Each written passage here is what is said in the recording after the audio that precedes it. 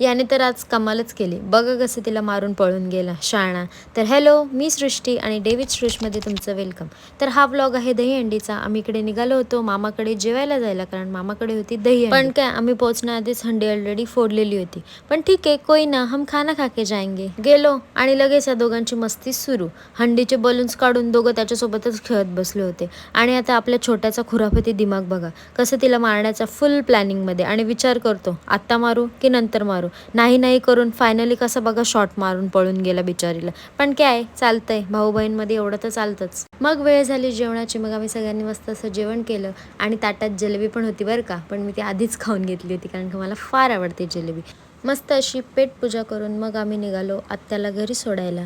आणि गाडीत बसलं की बसलं मला येते प्रचंड झोप. म्हटलं चला थोडी झोप काढून घेऊया, पोचल्यावर उठूया. पण काय, दादाने मध्येच उठवलं. का ते तर बघाच तुम्ही पुढे. उठवलं आणि म्हणे बघ तुझ्या मैत्रिणी आल्यात. मी बघितलं तर कोण निघालं, बकऱ्या.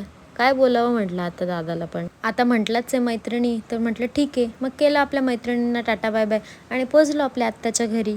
थोडा वेळ बसलो आणि रिटर्न निघालो आपल्या घरी यायला. आणि गाडीत एक मी रील शूट केली, जी की मी माझ्या इंस्टावर आणि यूट्यूबवर पण अपलोड केलेली आहे. तुम्ही जर अजून बघितली नसेल तर जाऊन पटकन बघा आणि लाईक करा. आणि मग येताना बघितलं थोड्याफार दहीहंडी आणि मग आलो घरी. तर असा काही होता मिनी ब्लॉग. आवडला असेल तर नक्की लाईक, शेअर आणि सबस्क्राईब करा.